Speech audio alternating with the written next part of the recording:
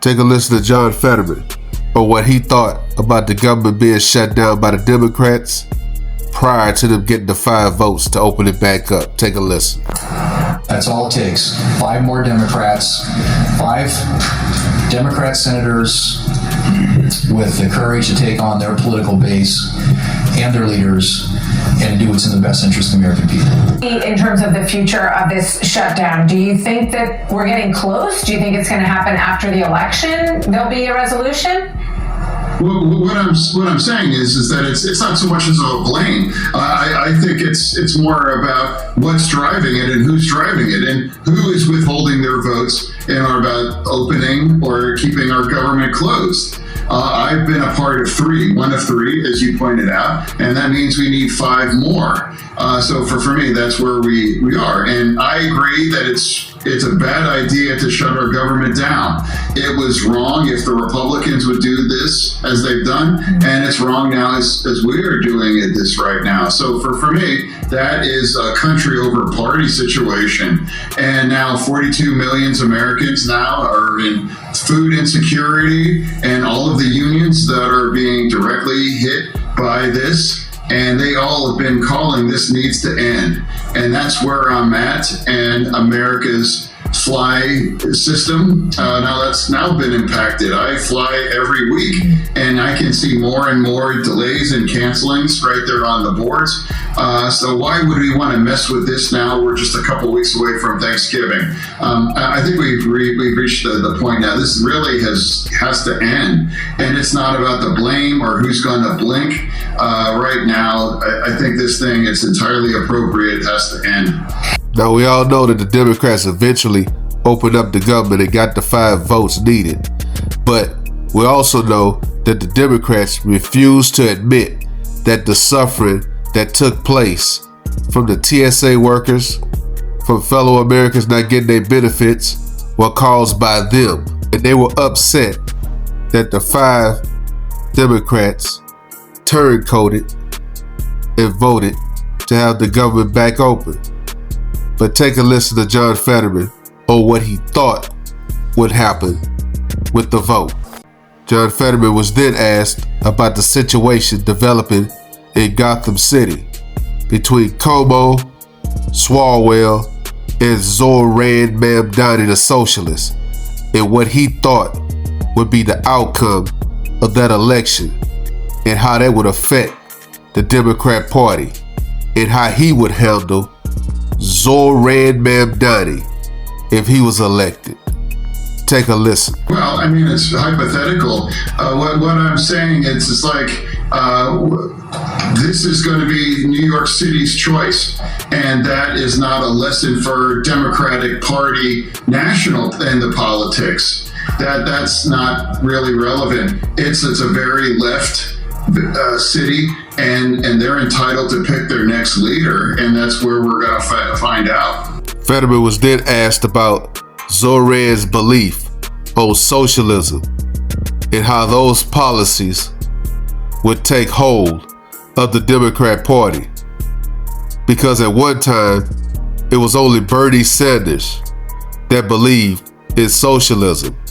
Now we got a mayor out of Seattle, we got someone running in Kentucky, and we got Zoran Mamdani, and also AOC. She's pushing socialism. And would that have a negative effect on the Democrat Party moving forward? I represent Pennsylvania, and now for me,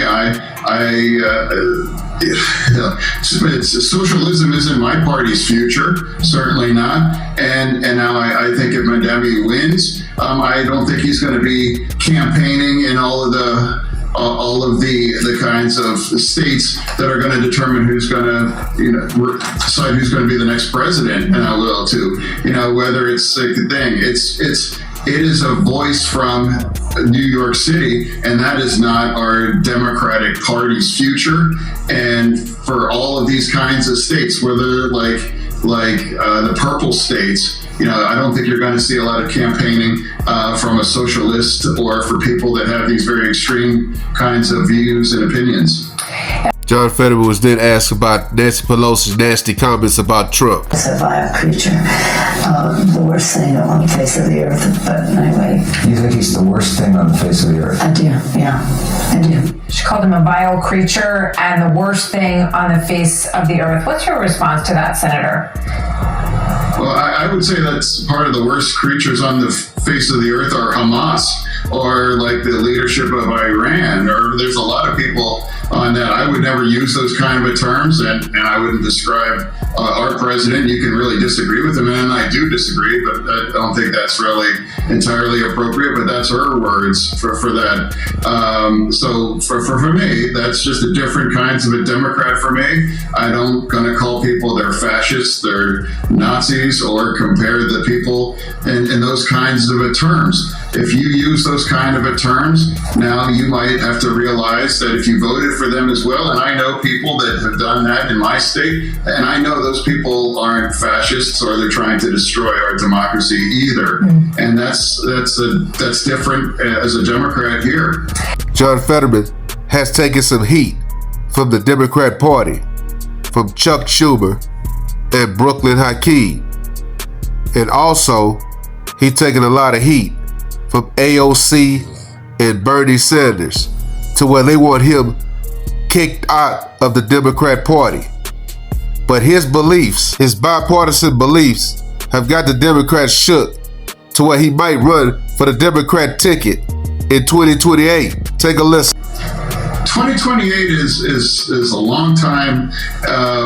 It's far away. I mean, who knows what's going to happen? And for where I'm at right now, it's like I've been very, very unapologetically a supporter of Israel, and I believe in a secure our border, and I believe it's wrong to shut our government down. And that may have put me at odds with parts of my base, but I would be the one Democrat to just describe what I think is where Democrats should be. And now that's very compatible with our core values, like defending the 42 million Americans on SNAP, or the unions, all the Teamsters and the air traffic controllers, all those unions. I'm standing with them by saying, open this up, pay our military, and all those things. That's easy. That's country over party. And if that makes me a bad Democrat to vote for my country over the party, so be it. But I'm proud of all these. I've just 14 times. And this is a kind of a sad record to break. This makes it the longest shutdown in government history, and that's a disgrace. And now I won't ever be a part of it or ever vote to extend it anymore. He was then asked, could he become the face of the Democrat Party? Or are the Democrats too far gone at this point to ever be changed? Take a listen. What I'm saying is I'm the kind of Democrat that I believe is entirely where we should be, because I represent Pennsylvania. Yeah. Pennsylvania keeps people honest. You know, we remember that there is another side. We're a very, very vibrant conversation. You know, there's the Republican side, and then there's the Democratic side, and there's independents. And now we can't just live in a bubble, and we can't just adopt extreme kinds of opinions and say extreme kinds of a thing. It keeps you honest here in Pennsylvania, and that's not a bubble like in New York City or in a deep blue kinds of a state. And so my values and what I think is entirely the right values for a Democrat, that's what I'm projecting, and that's what I think is reflected in my votes, and I think it's pretty consistent and reasonable. He was then asked, given his stance on the war in Israel, would he have any fears of Zoran Mamdani being the mayor of Gotham City moving forward in the future? No, it doesn't scare me.